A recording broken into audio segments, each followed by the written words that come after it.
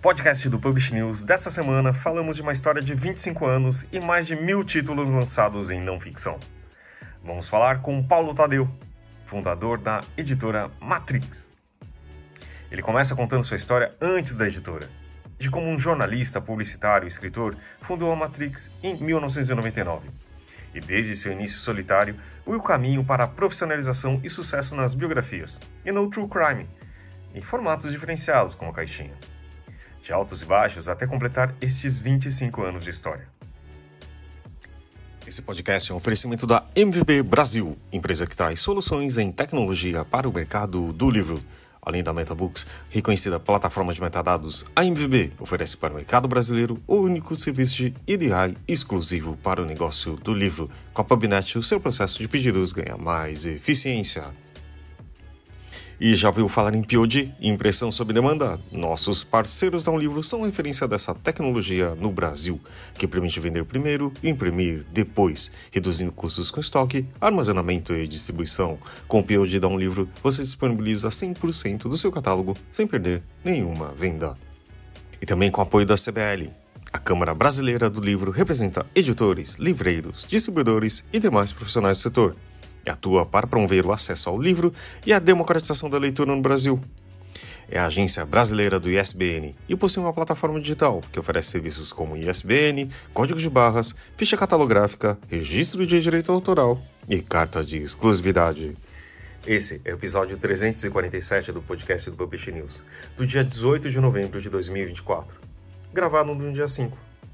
Eu sou Fábio Errara e esse episódio conta com a participação de Thalita Facchini. E não se esqueça de assinar a nossa newsletter, nos seguir nas redes sociais, Instagram, LinkedIn, YouTube, Facebook e TikTok, todos os dias com novos conteúdos para você. E agora, Paulo Tadeu. Estamos aqui com Paulo Tadeu, de Matrix Editora, mas antes, eu queria que você contasse um pouquinho antes de você ter começado a Matrix. O que você fazia? Como que é que você estudou? Qual foi a sua formação? Conta um pouquinho pra gente. Falo sim, vamos lá. Bom, primeiro é o seguinte, obrigado pelo convite aí para participar aí com o pessoal do Publish News, é uma honra estar aqui com vocês. Vamos lá, respondendo a sua pergunta.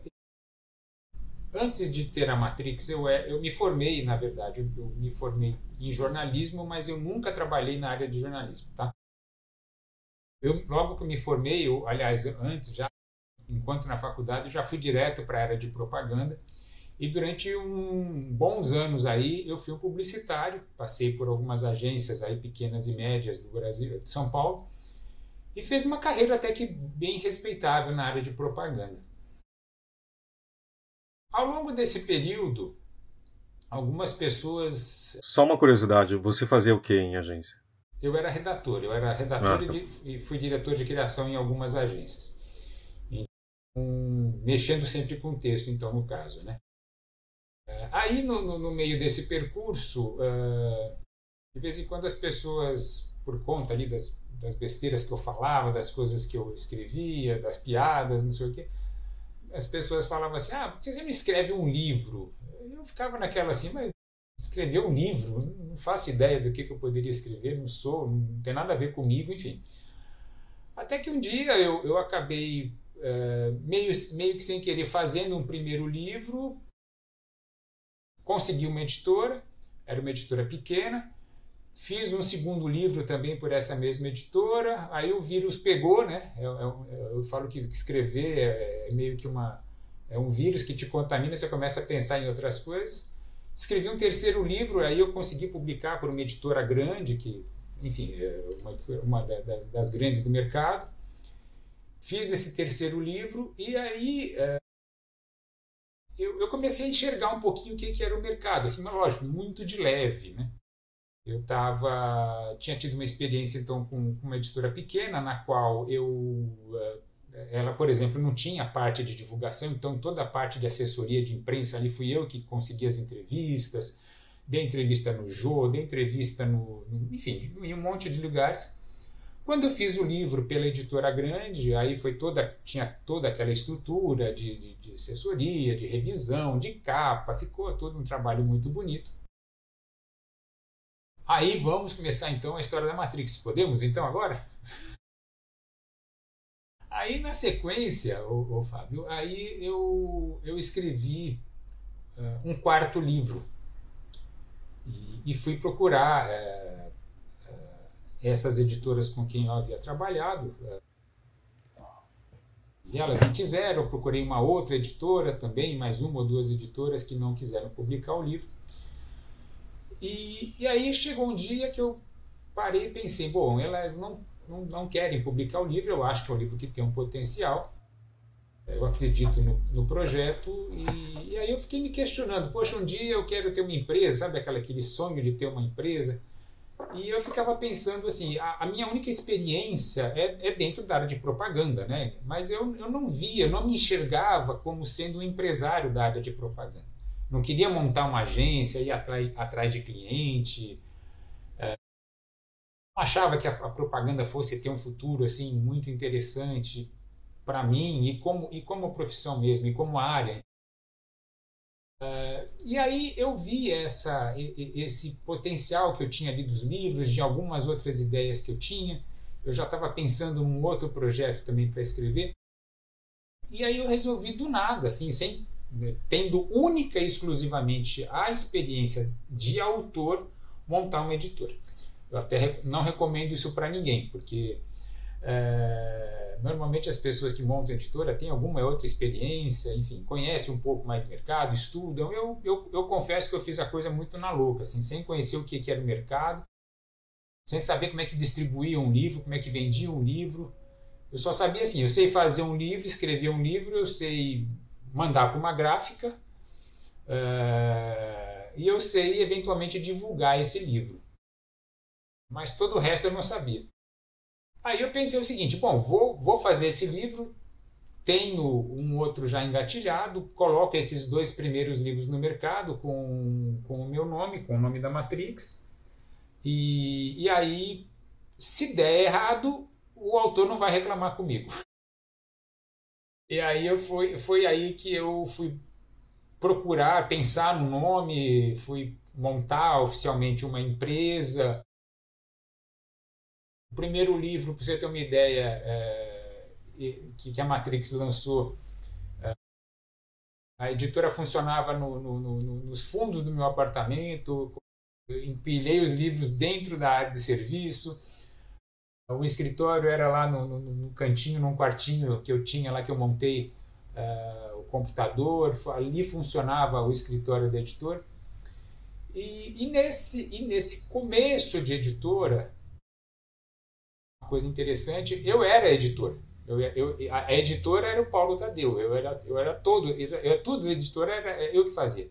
Então, eu era desde o autor, eu era o editor, eu era o diagramador, eu era o revisor, eu era o cara que fazia assessoria de imprensa e eu era o entregador também. Né? Foram várias as vezes que eu colocava os livros no porta-malas do carro e saía, e isso enquanto eu ainda estava trabalhando em agência de propaganda. Eu não larguei a propaganda de um dia para o outro. Eu fui fazendo isso paralelamente enquanto eu estava ainda empregado numa agência. Então era uma loucura o meu dia a dia, porque você faz isso no primeiro dia, tudo bem. Aí quando a coisa começa a ganhar um certo corpo, né, e a editora começou a ir bem, porque o livro deu certo, o primeiro livro que eu fiz deu certo, o segundo que eu fiz também deu certo, aos poucos eu comecei a entrar nesse ritmo, né? Tem que entregar. Chegava um pedido, eu tinha que entregar o livro na época na Siciliano, eu tinha que entregar um livro na época na Saraiva, tinha que mandar o livro para uma distribuidora, tinha que entregar na distribuidora. Então, assim, eu trabalhava de domingo a domingo, porque eu era ainda empregado, não tinha o meu horário para cumprir, e na hora do almoço eu saía para entregar livro em Pirituba. De manhã eu datilografava ainda, né? Fazia nota fiscal ainda na máquina de escrever. À noite eu conversava com o jornalista na hora do almoço, da tarde, enfim. Então, durante um bom tempo eu fui fazendo isso, até que quando chegou mais ou menos o 3º ano de existência da editora, eu vi que eu estava num caminho assim muito maluco, assim. trabalhando de domingo a domingo, como eu falei.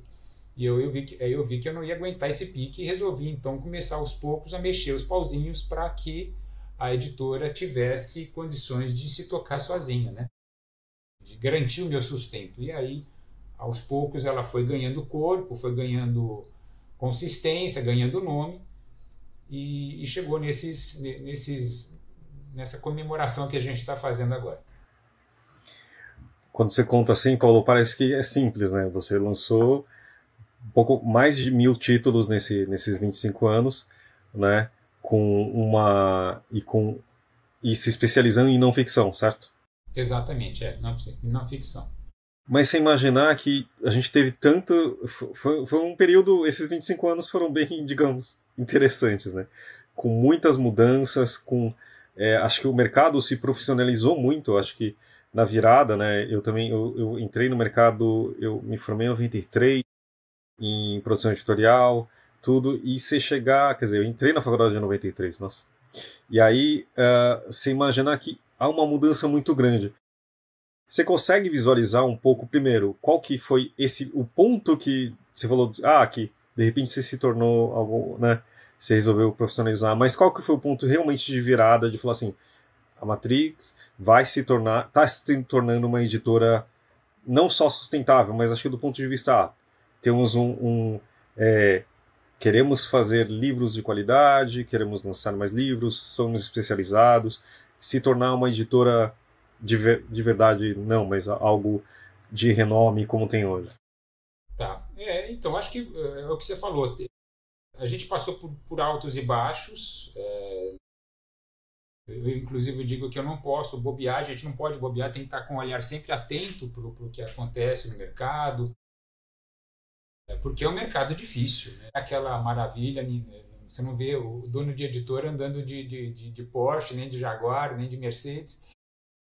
É uma realidade um pouco diferente, a nossa realidade salarial, enfim, tudo isso é um mercado à parte. E eu acompanhei isso, eu tinha um projeto, na verdade, quando eu comecei a editora, isso foi uma coisa muito clara para mim desde o começo. Eu sabia que eu não podia ser pequeno, tá?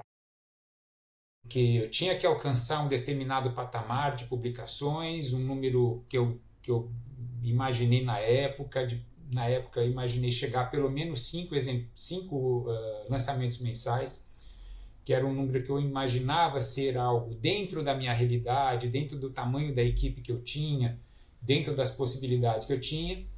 Eu sempre imaginei fazer esse número de exemplares, de lançamentos mensais, que eu acho que isso traria uma estabilidade dentro das contas que eu fazia. Bom, eu tenho uma casa onde eu armazeno os livros, eu tenho uma equipe X, então assim, tanto faz eu publicar um livro ou 5, né? A despesa aqui está a mesma, né? Então não dá para publicar um livro por mês, a conta não ia fechar, nem 2, né? Então aos poucos eu fui sempre reinvestindo o dinheiro que entrava, fui sempre reinvestindo, para que ela atingisse esse patamar. Então, quando a gente atingiu esse patamar, que foi mais ou menos, aí faz uns 12 anos, mais ou menos, talvez por volta de 12, 15 anos atrás, entre 15 e 12 anos atrás, agora não vou ter a certeza desse número, foi que a gente atingiu esse patamar de 5 lançamentos. E durante um bom tempo eu mantive esse número de lançamentos, que era o que eu achava que dava para administrar. Porém, o tempo foi passando, as coisas foram crescendo também, a editora começou a fazer um pouco mais de sucesso também. E hoje a gente está num patamar que eu achei que não fosse conseguir administrar, mas estou conseguindo, que é de fazer aí entre 7 e 8 lançamentos por mês. Então essa tem sido a nossa realidade hoje em dia. Por isso que a gente está com esse número aí de mais de 1.070 títulos já publicados aí até hoje. Então essa é a nossa realidade. Então eu diria que foi a partir aí de 12 anos, mais ou menos, 12, 13, 14, 15 anos atrás, que eu atingi esse patamar, que eu comecei a enxergar que a editora estava mais um pouco estabilizada. Logicamente não estava tudo às mil maravilhas, mas você já conseguia ali administrar com um pouco mais de calma, não ficar às vezes tão desesperados, apesar de que passamos por momentos de desespero diversas vezes, né? Não foi uma única vez que eu falei, meu Deus do céu, o que eu estou fazendo aqui?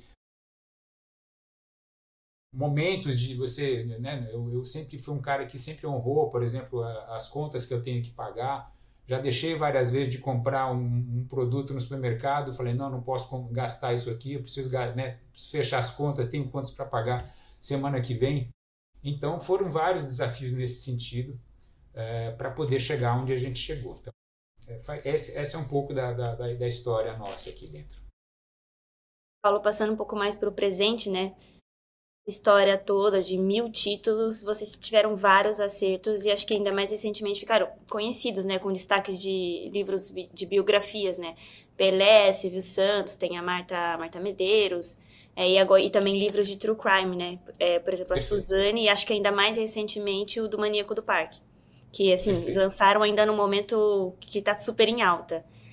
Queria que você falasse desses acertos e de como isso moldou também a cara da editora, né? Ajudou realmente vocês a crescerem, a se mostrarem no mercado com esses acertos literários. É engraçado, né? Porque quando a gente fala de acerto, parece que a gente só mostra um determinado lado, né? Falar do acerto é fácil. Tem todo um processo gigante. Peguei o livro X, fiz, tá, é um case assim, assado. Nossa, como eu sou genial. Mas a gente também é feito dos erros, né, que a gente tem, e foram, lógico, todo mundo erra, eu acho que não tem editor que não tem ali as suas falhas. Lógico que a gente só percebe isso depois, né? Para que eu fui lançar aquele livro, ou por que eu lancei com aquela quantidade, aquela tiragem, podia ter feito uma tiragem menor. Enfim, a gente erra também, isso faz parte do aprendizado, e logicamente a gente errou em várias ocasiões, né? O que faz o crescimento de uma editora, na verdade, é isso, é acertar mais do que errar, né? Mas, enfim, graças a Deus a gente tem uma série de bons cases aqui. Eu acho que a gente teve um ponto muito importante na editora. A gente conseguiu o nosso primeiro best-seller 5 anos depois de lançado, em 99, mais 5, 2004. Então, com 5 anos de editora, nós conseguimos fazer o nosso primeiro best-seller, que foi o Chaves, foi Sem Querer Querendo, que é um livro que conta a história de como é que o programa Chaves chegou aqui ao Brasil, como é que o Silvio Santos fez para fazer dele um sucesso, como é que o Silvio Santos usava o Chaves para enfrentar a concorrência da Globo e muitas vezes ganhar da Globo, fazendo aquelas maluquices de colocar um no horário, no segundo horário, enfim, mexer, usando o Chaves ali como coringa, e o livro fez um grande sucesso. Foi o primeiro livro, como eu falei, a atingir a lista de mais vendidos ali, então foi um momento importante para a editora, né? Está ali na lista da Veja. Depois a gente teve um outro momento muito significativo também, quando eu publiquei um outro livro meu, que foi um grande sucesso, que é o Proibido para Maiores, as melhores piadas para crianças. Esse livro até hoje é o livro mais vendido da história da editora, são mais de 210 mil exemplares vendidos, são 52 ou 53 semanas nas listas de mais vendidos. Então me levou a escrever outros livros de piadas para crianças que também venderam muito bem. Tem um outro aí com 60, outro com 50 mil. Foram livros de muito sucesso que alavancaram também a editora, ajudaram a alavancar a editora, e com isso eu pude reinvestir também em outros títulos, buscar outros autores. Então esse foi um grande case também nosso, porque chamava a atenção do mercado, né? Facilitava a nossa entrada nas livrarias. Esse foi um case também de bastante sucesso. Eu também diria que um outro case de sucesso foi quando eu lancei um livro da Vanessa de Oliveira, que era uma garota de programa na época, que foi um livro que concorreu com o livro da Bruna Surfistinha. A Vanessa tinha escrito o livro, na verdade, até antes da Bruna, mas ela escrevia para ela e ficava com ela ali o livro, ela nunca mostrou para editora nenhuma. No dia que ela viu o livro que a Bruna tinha feito, ela correu, mandou para uma editora, a primeira editora que ela mandou fui eu recebi o livro, o projeto num domingo, eu lembro exatamente, era um domingo, 5 da tarde, chegou no meu e-mail, 7 da noite, domingo, eu estava mandando o contrato para ela assinar, e fiz o livro foi super bem, vendeu ali acho que uns 20 ou 30 mil exemplares na época. Também então chamou muito a atenção do mercado. Eu lembro que eu tive um outro case muito interessante também, que numa época em que o programa do Jô Soares era um grande vendedor de livros, né? Estar no programa do Jô era um atrativo muito bom para vender livros. A gente chegou a colocar três autores numa mesma semana no programa do Jô. E aqueles 3 livros naquela mesma semana tiveram vendas muito boas, porque a repercussão foi muito boa das entrevistas, eram autores engraçados, com propostas divertidas, enfim, as entrevistas deram muita repercussão, não tinha as redes sociais ainda. E a gente fez bastante sucesso também com aquele momento daqueles 3 livros também estarem bem vendidos. E aí, mais recentemente, agora a gente chega aí nos livros de True Crime, no caso aí estamos falando especificamente dos livros do Ulysses Campbell. O Ulysses chegou com o primeiro livro dele aqui, que foi sobre a Suzanne von Richthofen. Ele tinha fechado um contrato com uma outra editora na época, mas aí havia uma possibilidade de uma ação da Suzanne. Acho que ela ficou sabendo que o livro ia sair e ameaçou entrar com uma ação na justiça. A outra editora ficou com receio de enfrentar essa ação.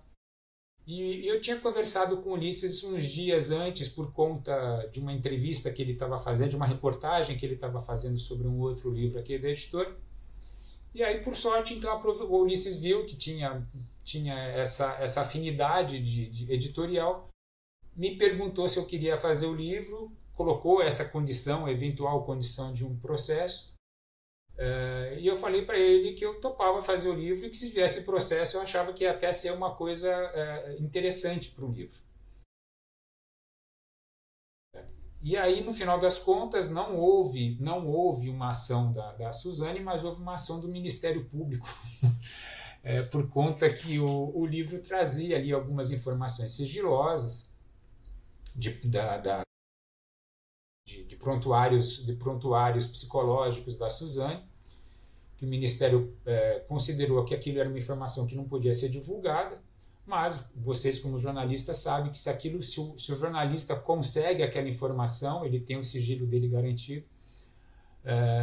Mas o Ministério conseguiu ali barrar a publicação do livro quando o livro já estava na gráfica para ser lançado.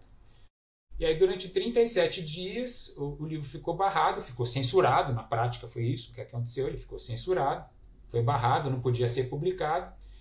E graças a essa publicidade gratuita, durante 37 dias, tanto eu quanto o Ulysses ficamos 37 dias na imprensa dando entrevistas praticamente diárias, 2 vezes, 3 vezes às vezes no dia, falando sobre esse caso. E o livro ganhou uma repercussão gigante. E aí, quando o livro, enfim, foi liberado pelo Supremo Tribunal Federal, houve uma liminar liberando a publicação do livro, o livro já saiu ali com uma procura gigantesca, todo mundo querendo saber por que o livro tinha, que tipo de informação tinha lá. E, enfim, e aí o livro se tornou um grande sucesso. A partir dali, o Ulysses tinha outras ideias de outros livros para fazer essa trilogia das Mulheres Assassinas. Em seguida, ele começou a trabalhar no livro da Elise Matsunaga, depois foi trabalhar no livro sobre o caso da Flor de Lis. E aí, hoje, fez agora, então, finalmente, agora o livro sobre o Maníaco do Parque, o Francisco de Assis Maníaco do Parque. E todos esses 4 livros deles saíram e foram direto para a lista de mais vendidos também, né? Então, esse é um outro case nosso aí que tem chamado muita atenção das pessoas para Matrix, né? Ou seja, muita história por trás, né? Da história. Não, tem muita história. Não, cada livro aqui, tem vários livros aqui que eu conto vários cases aqui, né? Um outro case interessante que eu gosto de contar também foi sobre o livro Tchau Querida, do Eduardo Cunha, quando ele narra o impeachment, né? A história do impeachment, na visão dele, porque ele era o presidente da Câmara, foi ele o responsável pelo impeachment da Dilma, e eu fiquei sabendo que ele estava escrevendo o livro logo que ele saiu, que ele saiu da presidência da Câmara, e aí eu consegui conversar com ele, mostrei ali as vantagens de publicar com a Matrix, mas passados alguns dias ele foi preso, ficou ali, como vocês sabem, preso durante um bom tempo, até que quando ele saiu eu consegui retomar o contato com ele e lançamos, e o livro dele foi um grande, teve uma repercussão gigantesca também, né, porque todo mundo queria ler esse livro para saber dos bastidores ali do impeachment, tudo que ele tinha feito, como é que ele tinha organizado, enfim. Eu acho que é uma aula ali é uma aula, como é que eu vou dizer, de política e de como não cair nas garras para evitar que um impeachment aconteça com outro presidente. É muito interessante ali. Eu acho que nesse sentido os presidentes de plantão estão já bem escolados agora para saber o que riscos não correr para evitar serem defenestrados. Paulo, eu acho que você falou também né, dos pontos altos e baixos. Você consegue imaginar, eu não vou falar que é uma fórmula, mas também você tem coisas que, talvez um feeling do que seja sucesso ou não, né? E isso deve ter mudado muito nesses 25 anos, né? Porque hoje em dia o livro é muito diferente de como é conhecido, etc, né? Acho que você trabalha também com algo que é algo que está acontecendo naquele momento ou recentemente na memória das pessoas, né? Você consegue visualizar isso e também o que mudou nesses anos todos? Sim, teve uma pergunta muito faz muito sentido, porque a editora durante um bom tempo teve um foco muito grande em humor, por exemplo, que era uma coisa que a gente fazia, né, até por conta desses livros infantis. Aliás, antes de ter os livros infantis de piadas para crianças, eu fazia os livros de piadas para adultos. E eu não me enxergava fazendo livro para criança, por exemplo. Né? Até que o meu filho, com 6 anos, eu comecei a contar piadinha para ele, ele se divertia com aquilo, dava risada, enfim, coisa de criança. E eu resolvi fazer, por exemplo, esse livro para ele, as piadas que eu contaria para uma criança, para qualquer criança, tendo o máximo de filtro possível, pensando na repercussão, no significado daquelas palavras, enfim. E aí eu fiz um livro totalmente ali meio que sem maiores pretensões, aproveitando o fato de eu ter uma editora, mas para colocar uma mensagem, uma dedicatória para ele ali na abertura do livro. E aí o livro, por exemplo, virou um grande sucesso, e aí eu acabei vendo, por exemplo, enxergando o mercado infantil, coisa que até então eu não tinha prestado atenção. E aí eu tive que fazer, por exemplo, mais 6 livros de piadas para crianças, além desse primeiro que eu fiz. Então a editora, por exemplo, teve esse foco muito no humor, aproveitando esse boom. E durante um bom tempo a gente trabalhou com todas as vertentes do humor possíveis. Até que isso com o tempo mudou, né? O humor mudou também, né? A onda do politicamente correto mudou, né? O mundo foi evoluindo. Aquilo também parou de vender tanto. Apesar de que hoje ainda o Proibido, por exemplo, até hoje é um livro bem vendido, vende bonitinho, de vez em quando sempre tem uma reimpressão. Mas, claro, mudou o foco da editora ao longo desse tempo. Aí eu também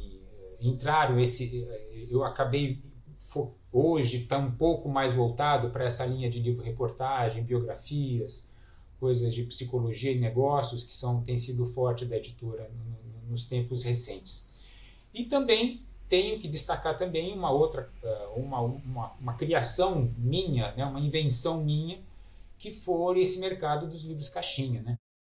que foi também uma coisa um mercado que eu acabei criando do nada, ali, uma coisa, um segmento que não existia, que eu acabei criando e também faz parte um pouco desse nosso sucesso também, né?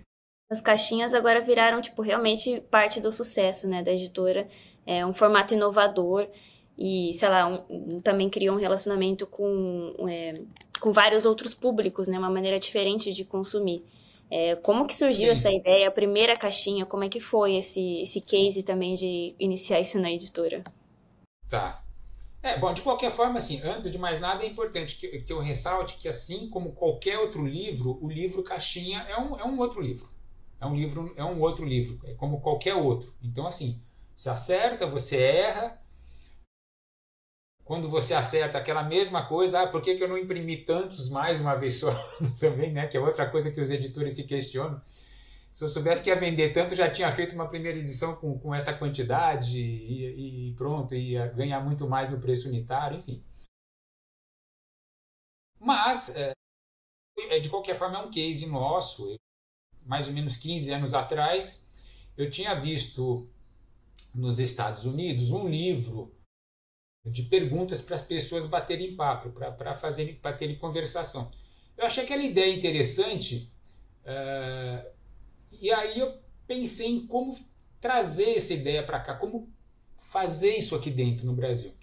Mas eu achei que aquele formato de um livro tradicional não condizia, não era bem o que... achei que não ia ficar bom. E aí eu tive a ideia de fazer aquelas perguntas isoladas, porque eram perguntas para a pessoa bater papo. Eu falei, não precisa estar num livro tradicional. E aí eu pensei num formato desse de baralho, de uma caixa.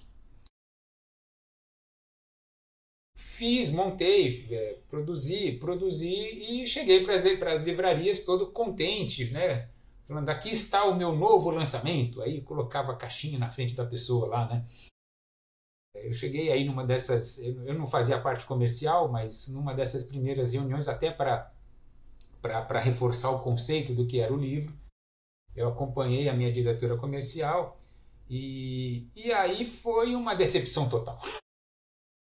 Foi uma decepção total porque as pessoas estavam acostumadas a um livro que você, né, com formato de 14 por 21, de 16 por 23, enfim, um negócio que você pega um livro que você põe na prateleira, um negócio fica em pé numa prateleira.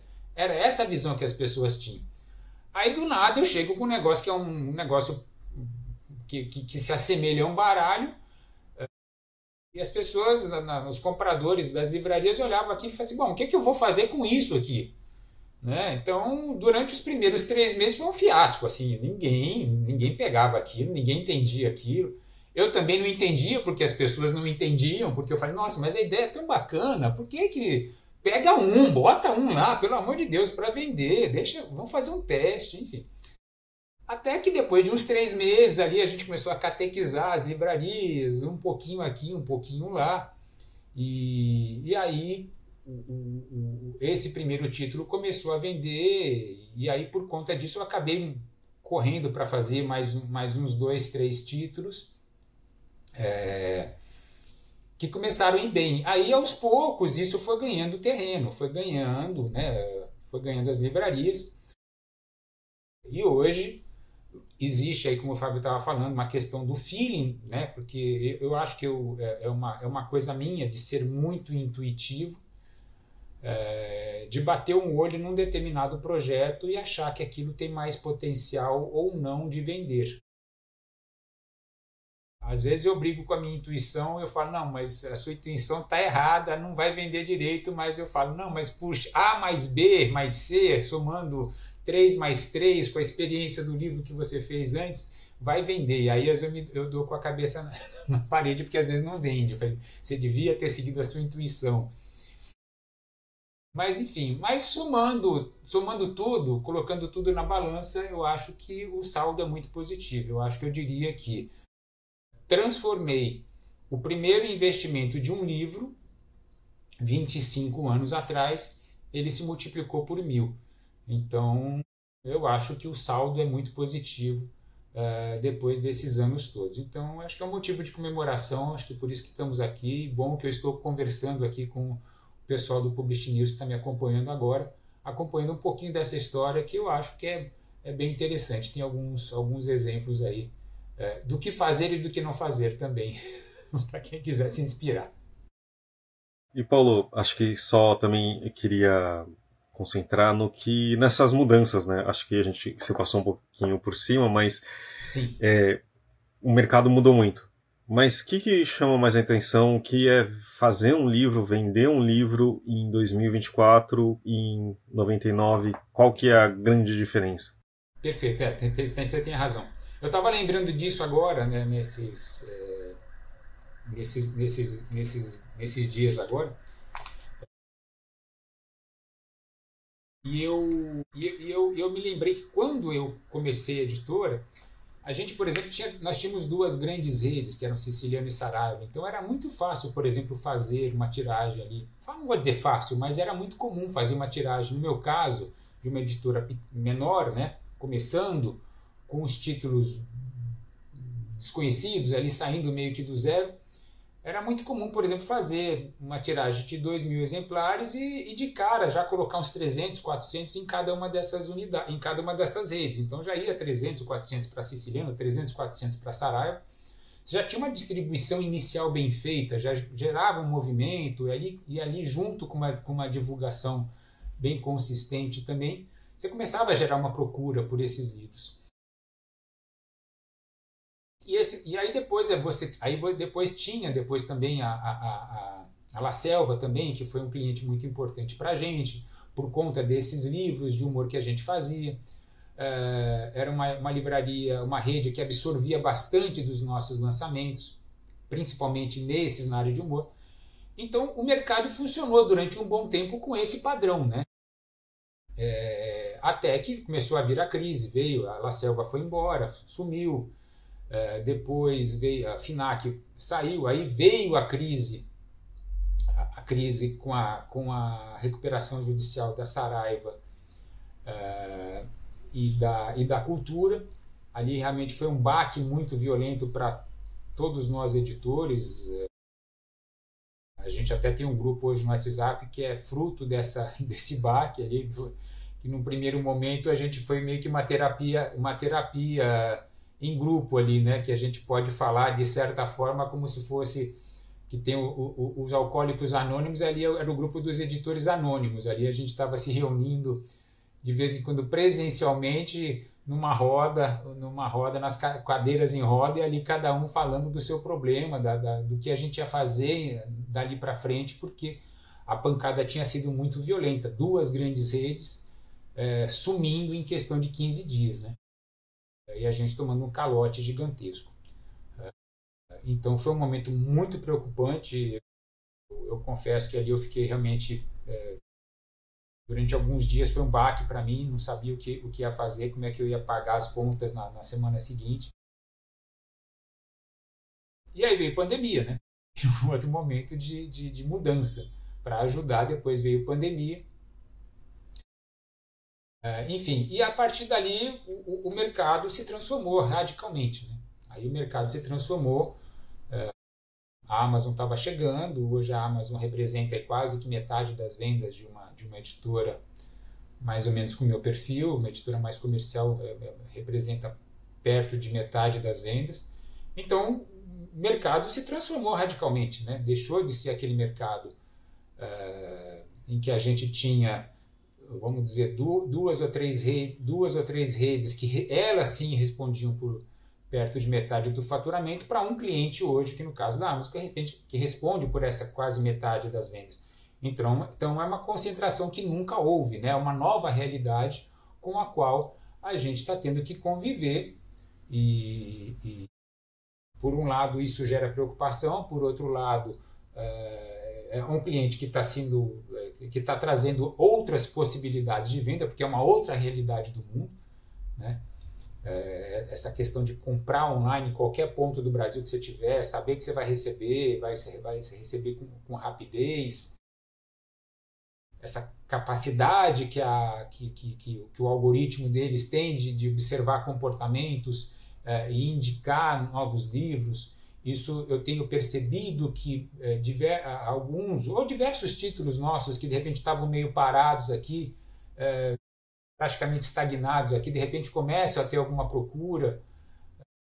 Então, um outro mercado, um outro mundo, e eu acho que ele ainda está evoluindo, claro, né? Todo dia evolui, todo dia muda, e eu estou esperando ainda para ver os próximos anos, muito curioso para saber o que vem por aí.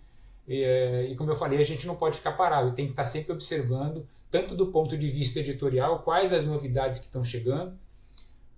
Aliás, eu lembrei de uma coisa para falar sobre inovação também, de cases também, posso até comentar depois. Pode comentar sobre cases e inovações, mas eu acho que dá até para linkar com a minha perguntinha, com a minha última pergunta, sobre os planos para a editora, né? Enfim, vocês chegam aí aos 25 anos, tem várias inovações, vários crescimentos e expansões nesse mercado. E os planos para os próximos meses? Pode adiantar algo? A gente gosta sempre de spoiler aqui, tá? Tá bom. Não, eu tô preparando um livro que pelo qual tenho muito carinho, uma pessoa que eu gosto muito, que é a Bárbara Gance, um livro que um relançamento dela, que é o livro A Saideira. Estava numa outra editora, veio para cá agora. A gente vai relançar esse livro, uma edição atualizada. É um livro que fala sobre a dependência da Bárbara, né? A luta dela contra o alcoolismo. E a gente está fazendo um trabalho bem bacana agora. Ano que vem vai ter a peça que foi estrelada pela Marisa Hort, vai voltar. Eu acho que é um trabalho também de responsabilidade nosso, de um assunto importante que merece ser discutido pela sociedade. Outros livros aí também na área política, outras biografias, outros trabalhos do Ulisses, outros livros caixinha, tem muita coisa. Como eu falei, são perto de 8 lançamentos, entre 7 e 8 lançamentos por mês, então tem uma lista grande já para o ano que vem. Tenho também um livro sobre, um livro que eu também estou apostando bastante, é um livro sobre as crianças da selva, aquelas crianças indígenas que ficaram perdidas lá na selva da Colômbia. É um livro que está sendo lançado lá no exterior e que a gente vai lançar aqui também no Brasil. Estou dando aqui de lambuja em primeira mão para vocês. E é um livro que depois vai virar um filme no estúdio do Ridley Scott. Vai virar um filme mais para frente. Então eu acho que tem um livro que tem um potencial bacana também. Na hora que ele sair, na hora que o filme for pro ar também.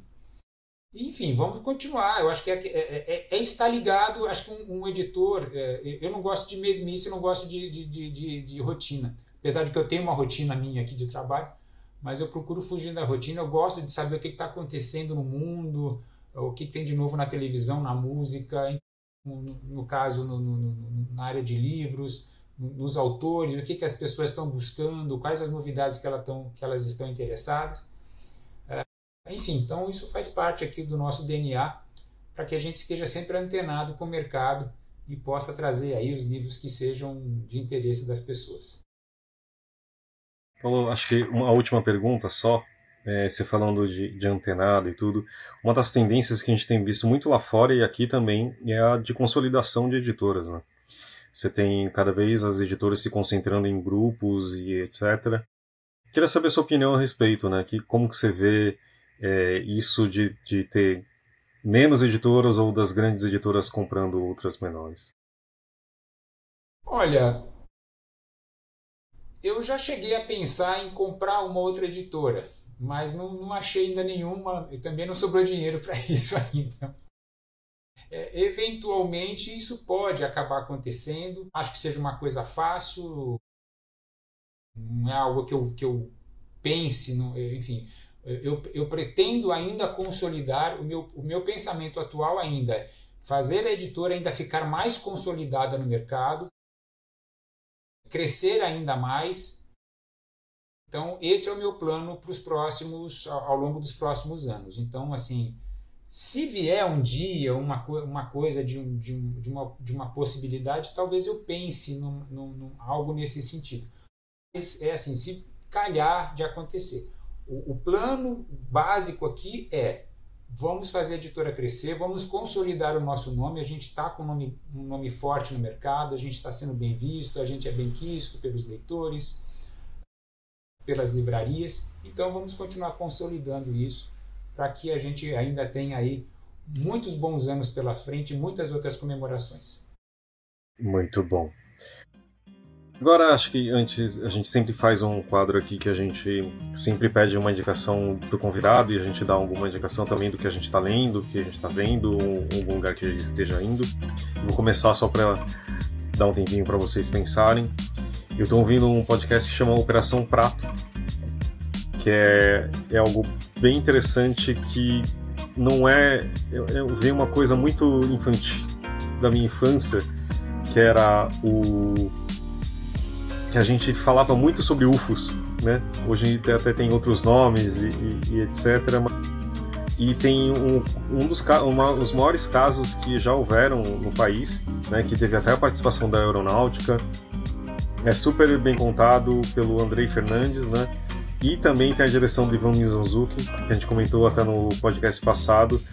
É uma história bem fascinante, mexe um pouco com o meu ceticismo, mas é muito, muito legal, porque principalmente da forma como a história é contada. Você procura ali no seu feed de podcast, chama Operação Prato. E acho que o Paulo deu uma procuradinha aí, mas a Thalita, fala, Thalita, que... Eu só ia comentar que a gente faz muita propaganda gratuita pro Ivan, né? Porque eu juro que eu pensei em também indicar o podcast da Operação Prato. Eu ouvi já só consegui ouvir o primeiro episódio, mas eu já fiquei alucinada querendo ouvir os próximos, então, enfim, também já incluo a minha indicação na sua. Mas vou indicar outra coisa, né? Você provavelmente pegou ali a minha indicação. Desculpa.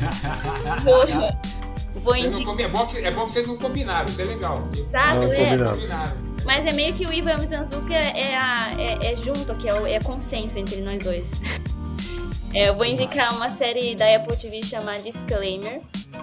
Tem a Cate Blanchett e enfim, eu tô vendo que ela tá sendo bastante elogiada. A Apple TV ainda tá lançando os episódios, se eu não me engano. E, resumidamente, conta a história de uma mulher que ela fez algo no passado. E aí, do nada, ela recebe um livro na casa dela contando a história essa história do passado dela. Ela recebe o livro na casa dela. E aí ela fica sem saber o que aconteceu, como esse livro chegou na casa dela. E basicamente a história é essa. Ela tem total a vidinha perfeita e tudo desmorona quando esse livro chega na casa dela. É isso. Perfeito. Muito bom. Eu falaria do apesar de estar muito ligado ainda ao nosso trabalho aqui, mas eu falaria do Crimes S.A. do Beto Ribeiro, que é um podcast bem famoso também, e a maneira como ele conduz ali o podcast dele. Apesar de falar de crimes reais, uma coisa muito ligada aqui, mas eu não conhecia, até recentemente, eu não conhecia o tamanho, a grandiosidade do alcance do Beto Ribeiro com esse podcast dele. Fiquei muito surpreso ali com esse alcance que ele tem, com a quantidade de visualizações, de seguidores que ele tem e do sucesso que ele faz. E vi um filme essa semana agora que me chamou muita atenção, apesar de que ele tem uns excessos ali mais pro final, mas com uma proposta muito criativa, muito interessante, que é A Substância. Eu achei o filme com a ideia central muito boa, ressaltando de novo alguns excessos mais pro final, coisas que eu achei que não precisava, mas como ideia central, essa proposta dele, dessa busca pela eterna juventude, eu acho que é uma coisa muito criativa ali, tudo que as pessoas fazem, que se submetem, eu achei muito, muito interessante o filme, coisa que eu recomendaria. Muito bom, ótimas dicas. Eu já ouvi falar bem também do Substância, ainda não vi, então vou deixar aqui na lista de próximos a ver. Mas, Paulo, queria agradecer a presença e principalmente dar os parabéns. A gente sabe que acho que a sua história tem uma coisa que é comum, que muitas pessoas têm vontade de ter editoras que começam, só que acho que a parte incomum é de chegar a 25 anos e ter lançado mais de 1000 títulos e continuar fazendo sucesso no mercado tão competitivo e duro quanto o nosso. Mas parabéns, viu? Muito obrigado, eu agradeço muito, muito, muito mesmo pela essa possibilidade de estar aqui com você. Obrigado por essa entrevista maravilhosa. Que a gente possa aí bater papos de outros assuntos também. Com certeza. Obrigada, Paulo. Valeu, gente. E esse foi o episódio 347 do podcast do PN. Obrigado a você que nos ouviu e sempre temos um episódio novo toda segunda-feira. Até a próxima semana.